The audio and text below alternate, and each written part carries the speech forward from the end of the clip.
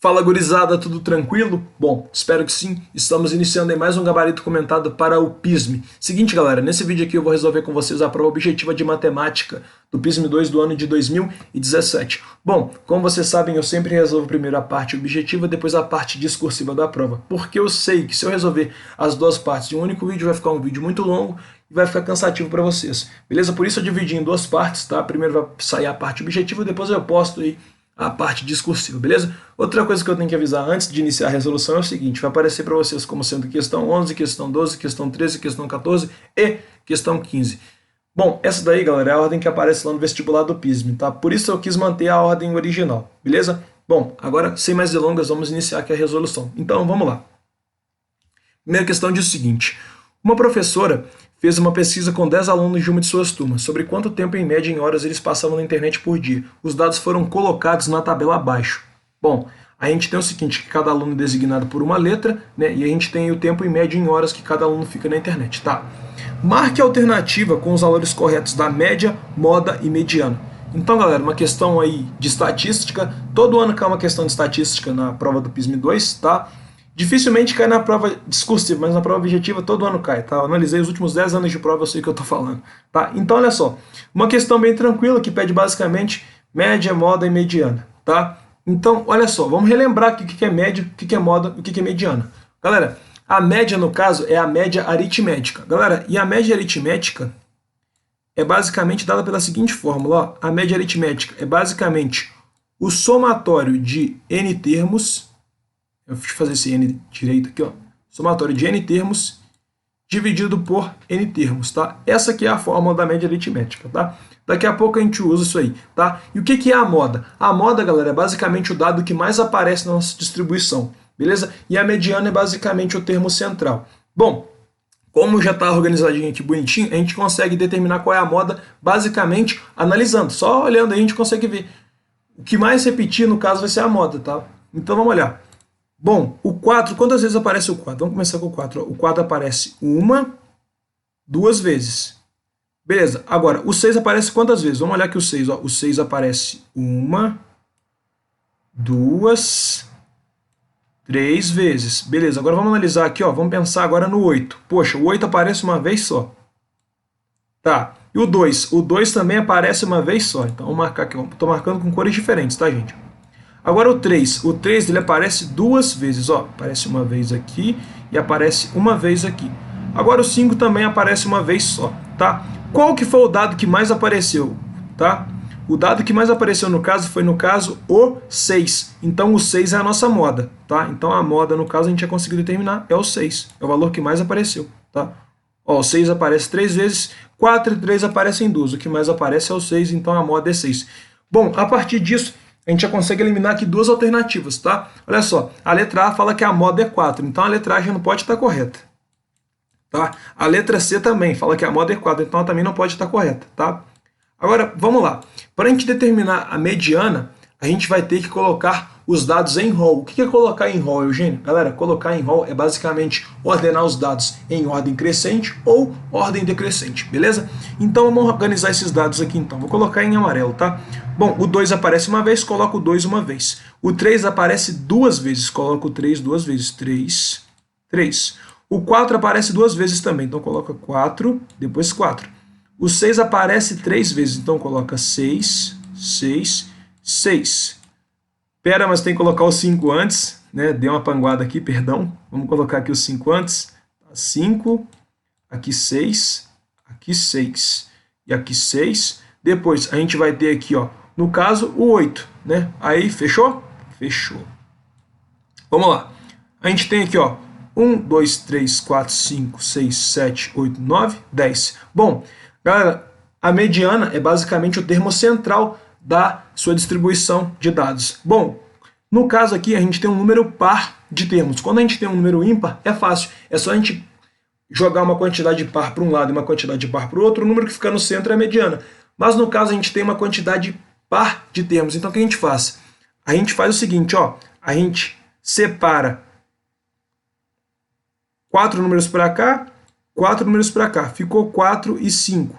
Galera, quando a gente tem uma quantidade par de termos, os dois números centrais vão dar para a gente a mediana. Como é que a gente vai achar a mediana nesse caso? Galera, quando a gente tem um número par de termos, a mediana vai ser dada pela média aritmética entre os dois números centrais. Então, a gente vai ter que fazer a média aritmética entre 4 e 5, tá? Então, média aritmética entre 4 e 5 é bem simples. A gente vai basicamente somar 4 com 5. Quantos números tem na soma 4 e 5? Poxa, dois números, então a gente divide por 2 isso aqui. Tá? 4 mais 5 dividido por 2. Então, a mediana, no caso, vai dar 9 dividido por 2. Isso aqui dá 4,5, tá? Então, a mediana, já encontramos, vale 4,5, tá? Bom, galera, se não me engano, não vai nem precisar calcular a média, tá? A gente vai conseguir matar essa questãozinha por eliminação. Vamos olhar aqui.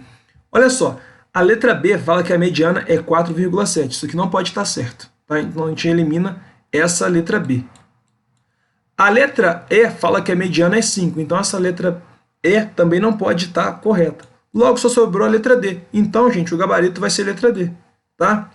Galera, na maioria das vezes, você não vai precisar resolver toda a questão, tá? Você pode matar muitas questões utilizando esse critério de eliminação. Eu utilizava muito isso e sempre deu muito certo, beleza? Então, primeira questãozinha aí, letra D. Vamos para a segunda questão, que é uma questão de equação trigonométrica. Não sai daí, só vou apagar a luz e vou jogar a questão aí. Beleza, galera? Questãozinha tá na tela, vamos dar uma olhada no enunciado. Diz o seguinte, ó. Determine o conjunto solução para a equação 6 vezes o seno de x ao quadrado menos 9 vezes o seno de x mais 3 igual a zero. Então, galera, uma questãozinha de equação trigonométrica, tá? Vamos colocar essa equaçãozinha aqui, ó. Bom, a gente vai ter aqui, então, 6 vezes o seno de x ao quadrado menos 9 vezes o seno de x. Isso aqui mais 3 é exatamente igual a zero. Bom, galera, nesse caso aqui, a gente vai ter que utilizar uma incógnita auxiliar. Como a gente pode notar, aparece seno aqui e aparece seno aqui. Se a gente utilizar uma incógnita auxiliar, a gente vai conseguir desdobrar isso daí em uma equação do segundo grau. Então, olha só o que a gente vai fazer. Vamos considerar basicamente o seguinte, que o seno de x vale basicamente uma incógnita qualquer. Vamos considerar que o seno de x vale y. Beleza? Então, vamos guardar isso aqui, ó. Vou até grifar isso aqui, ó. Então, olha só, no lugar de seno de x, eu vou colocar y, tá? Então, ao invés de ser seno ao quadrado, vai ficar y ao quadrado. Então, a gente vai escrever 6 vezes y ao quadrado, vai ficar 6y ao quadrado, menos 9 vezes y, mais 3, igual a zero. Galera, a gente pode simplificar essa equação toda por 3, já que 9, 6 e 3 são múltiplos de 3. Então, a gente vai simplificar isso aqui tudo por 3. Ou seja, a gente vai dividir por 3. Vamos lá. 6 dividido por 3 dá 2. 2y quadrado. 2y quadrado menos. Vamos lá. 9 dividido por 3 dá 3y aqui. Tá. 3 dividido por 3 dá 1. Beleza? Agora é só resolver a questãozinha, essa equaçãozinha aqui, que a gente mata essa questão rapidinho. Tá? Vamos lá.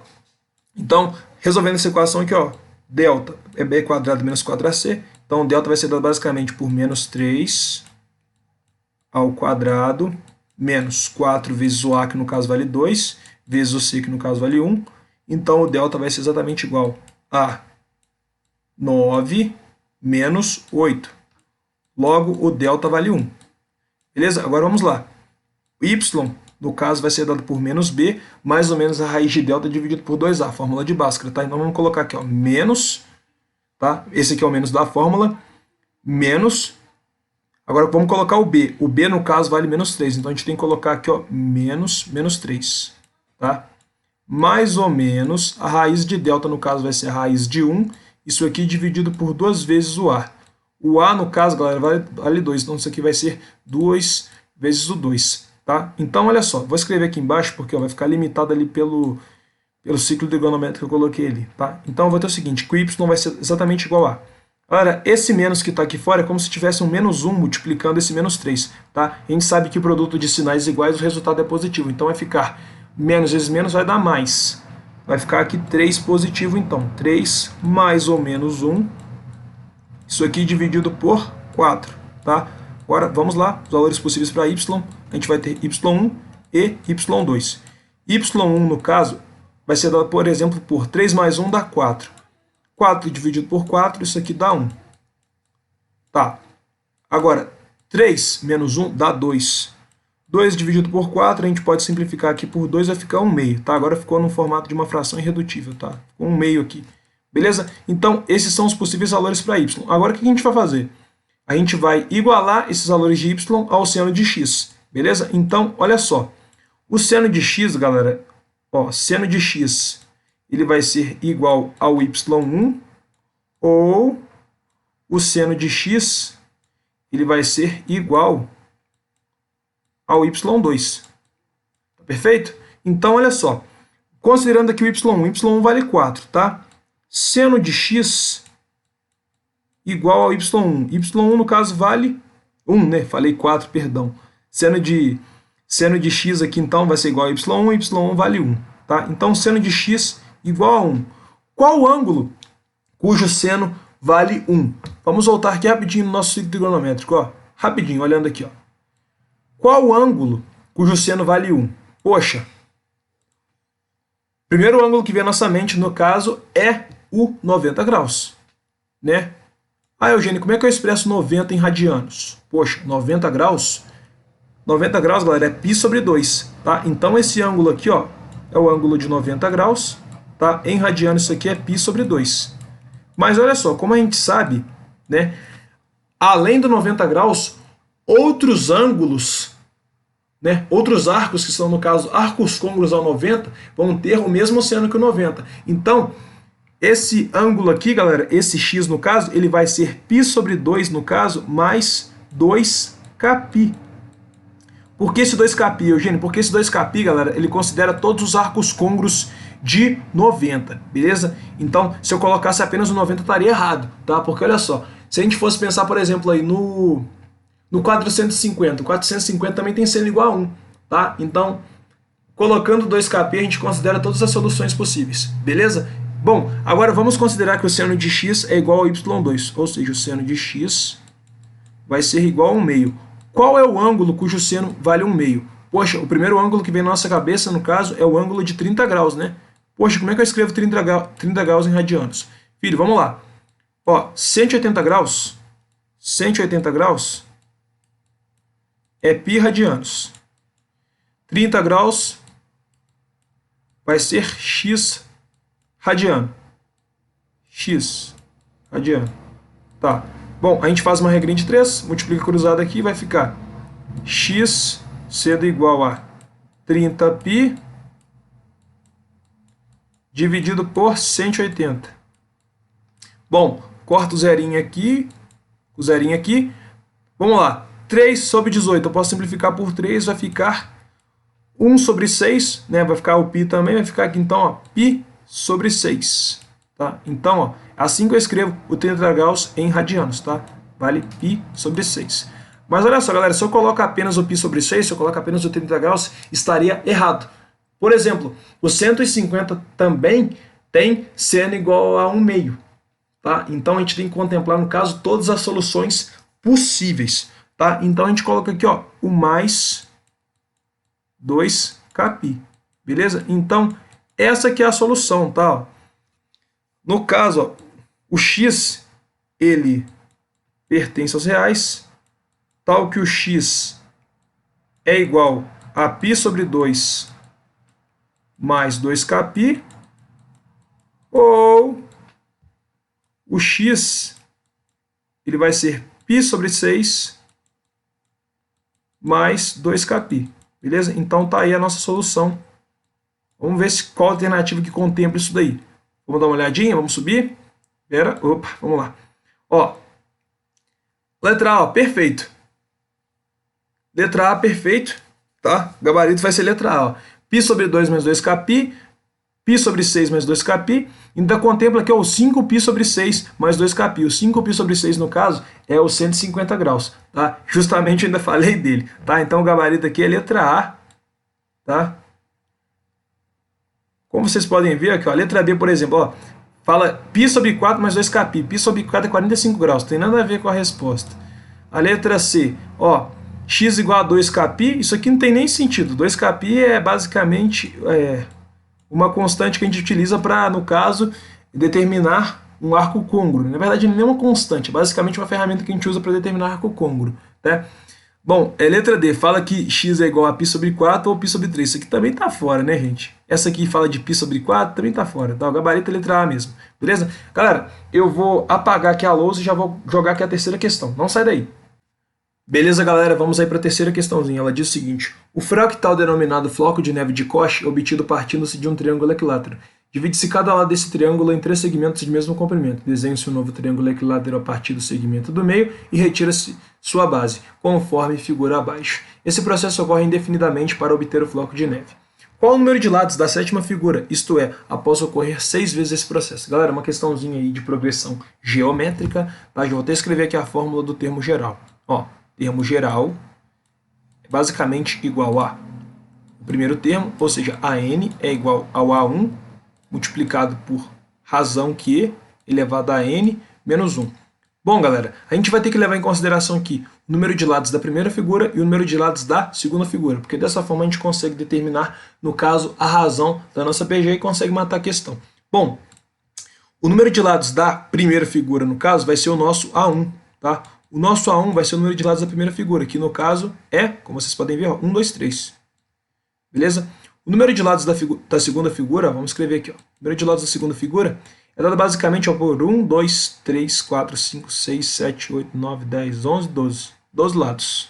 Tá? Agora, olha só. Para a gente determinar a razão dessa PG é muito fácil. Basta você dividir o A2 pelo A1.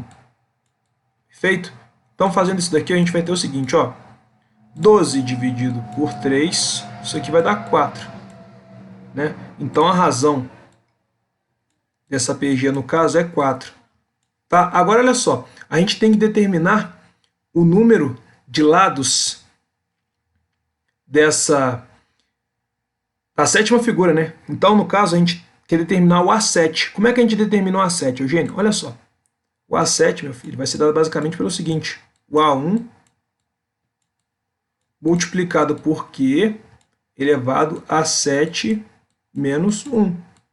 Tá? Então, eu vou ter o seguinte, que o A7, que no caso é o número de lados da sétima figura, vai ser dado basicamente, ó, por A1, que no caso vale 3, multiplicado pela razão Q, que no caso vale 4, 4 elevado a 7 menos 1, 4 elevado a sexta. Galera, tem uma forma da gente resolver isso bem rápido, tá? Ao invés de fazer 4 vezes 4 vezes 4 vezes 4 vezes 4, não sei se bateu 6 certinho, olha só, a gente pode escrever isso aqui como sendo o seguinte, ó. A gente pode escrever como sendo 3 vezes 4 ao cubo vezes 4 ao cubo, porque isso aqui é o produto de potências de mesma base. A gente conserva a base, somos expoentes. Como a gente sabe, 4 ao cubo é 64. Tá? 64 aqui, 64 aqui. Então, basicamente, a gente multiplica 64 por 64, depois multiplica por 3 e mata a questão. Tá? Vou até subir um pouquinho aqui para aparecer o enunciado. Relai. Aí, está aparecendo o enunciado, tá?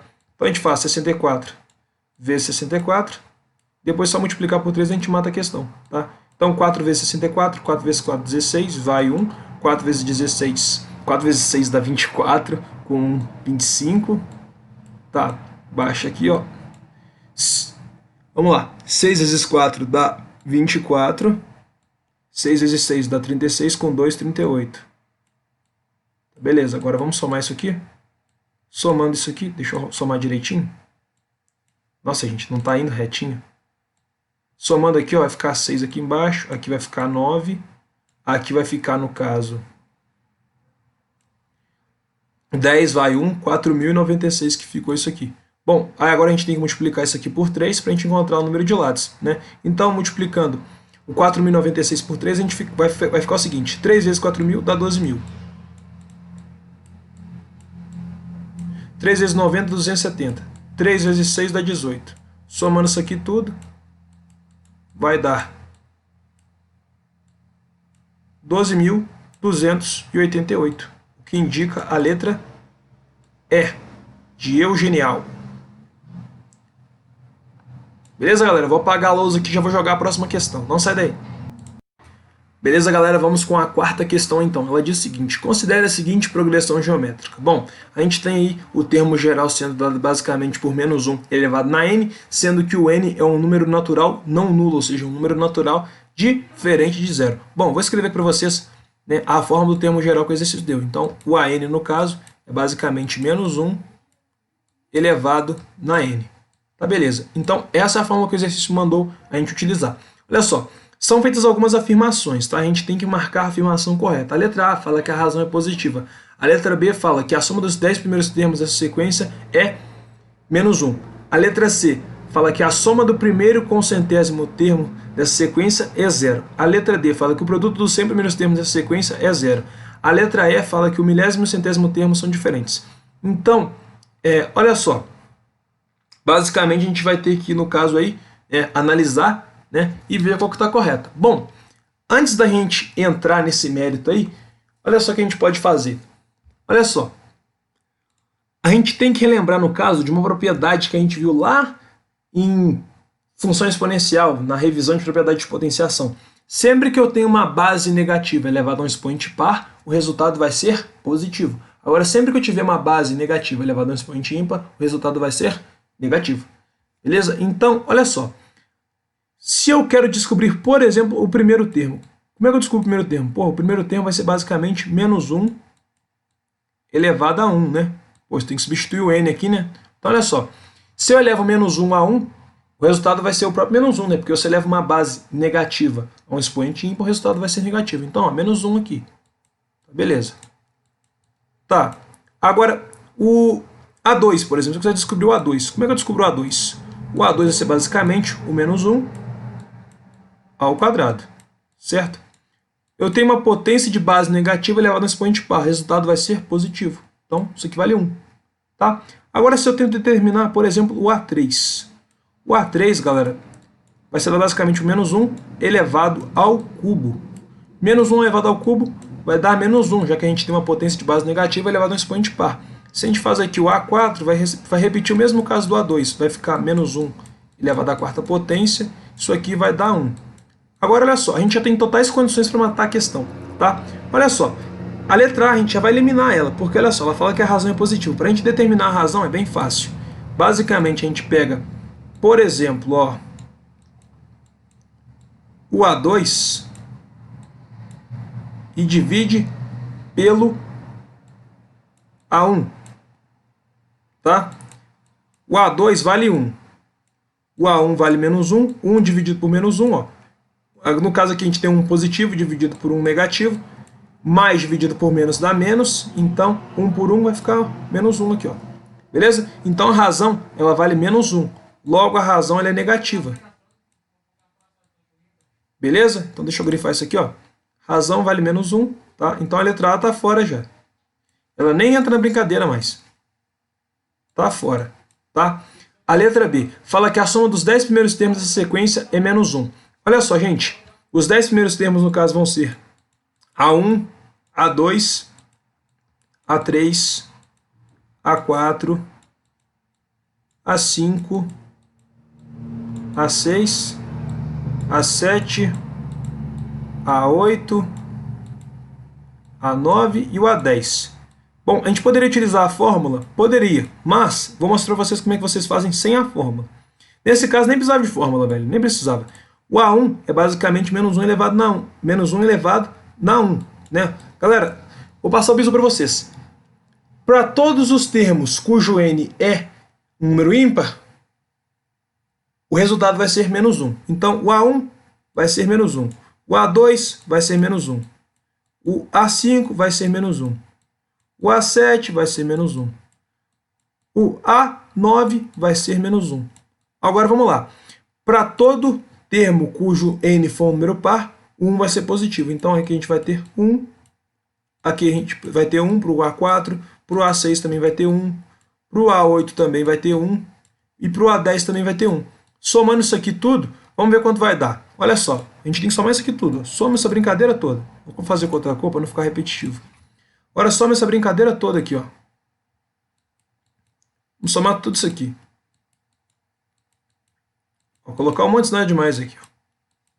Vamos lá, vamos lá, vamos lá. Olha só, galera. Olha o método que eu vou usar aqui, ó. 1 menos 1 corta com um positivo. 1 menos 1 corta com um positivo. 1 menos 1 corta com um positivo. 1 menos 1 corta com um positivo. 1 menos 1 corta com um positivo.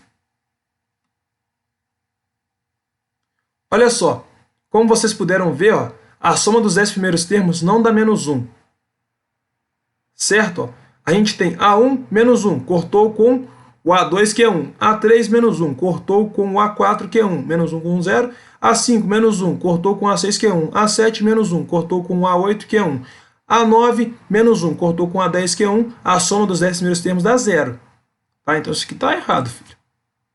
Está errado. Beleza. Letra C. A soma do centésimo termo. A soma do centésimo termo com o primeiro termo é 0. Bom, se eu quero somar, no caso, ó, vou até apagar aqui agora, porque eu já consegui constatar uma coisinha aqui, então deixa eu apagar isso aqui. Né? Utilizar uma outra cor que eu não usei ainda nessa questão. Utilizar o roxo. Vamos lá. Se eu quero somar o primeiro termo com o centésimo termo, é bem fácil. Tá, ó. Olha só, o A1, no caso, é o menos 1 elevado na 1, que no caso é da menos 1.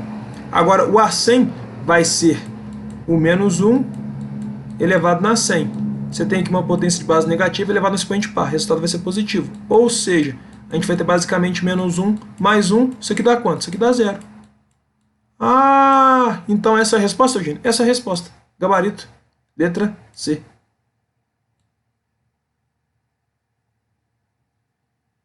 Beleza? Ó, a letra D está fora porque ela fala que o produto dos 100 primeiros termos dessa sequência é 0. Galera, o produto nunca vai ser 0 porque essa progressão, no caso, essa PG é uma PG alternada. Ela fica alternando entre 1 e menos 1, 1 e menos 1, 1 e menos 1. Tá? Ela nunca vai ter um número diferente de 1 ou menos 1. Vai ficar alternando sempre. Tá? Então não tem como o produto dos termos ser 0. Tá? E essa letra E também está errada porque ela fala que o milésimo e centésimo termo são termos diferentes. Não, são termos iguais. O A100, galera, é basicamente igual ao A1000. Opa, perdão. Coloquei no expoente aqui, ó. O A100 é exatamente igual, galera, ao A1000. Por quê? Eles vão ser dados basicamente por menos 1 elevado a 100 e menos 1 elevado a 1000. Ambas são potências de base negativa elevadas a expoente par. O resultado vai dar 1 para as duas, então elas são iguais. Beleza? Galera, eu vou apagar essa tela aqui, vou jogar a última questão para a gente encerrar essa aula com chave de ouro. Não sai daí.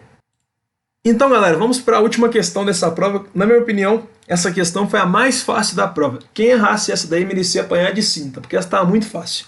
Olha só. Qual o sólido geométrico representado na planificação abaixo? Bom, galera, como a gente pode ver, isso aqui, obviamente, vai ser um cubo, né? Obviamente vai ser um cubo. Mas olha só, a gente vai ter que achar aqui qual a figura que melhor representa esse cubo. Bom, olha só, gente. Quando a gente fecha essa planificação aí, ó, a gente vai ter o seguinte, fechando a planificação, essas duas faces coloridas vão ficar opostas, tá? Então essas duas faces coloridas do cubo vão ficar opostas, beleza? Então a condição necessária existente para a planificação, para a representação estar correta, essas duas faces coloridas estarem opostas, tá? Porque a gente fecha lá, a gente fecha essa aqui, fecha essa aqui, fecha essa aqui. No caso, a gente vai fechar com essa aqui também e vai fechar o cubinho com essa parte colorida, ou seja, as partes coloridas vão ser opostas. Então, a gente elimina as alternativas que não contemplarem essa condição, tá? Essa letra B está errada, porque ela coloca as faces coloridas juntas, sendo que elas estão opostas. Bom, essa daqui também está errada, por quê? Olha só, para ela estar certa, no caso, o que teria que acontecer? A gente teria que ter pelo menos uma face colorida aqui e uma outra aqui, não teria problema, essa aqui está errada. Tá? Essa letra D também coloca duas faces coloridas juntas, está errado. Essa letra E também está errada, coloca faces coloridas juntas. A única que sobrou, no caso, foi a letra A. Tá? A face colorida está aqui em cima, muito provavelmente a outra face colorida está aqui embaixo, então o gabarito só pode ser a letra A. Beleza, galera? Bom, dessa forma a gente encerra mais um gabarito comentado. Eu espero que vocês tenham gostado e, sobretudo, entendido. Se você estiver assistindo pelo YouTube, deixa o like, compartilhe, se inscreve aí no canal, manda pra geral aí. É isso, valeu, fiquem com Deus e não se esqueçam, fé na missão, foco na aprovação, tamo juntão.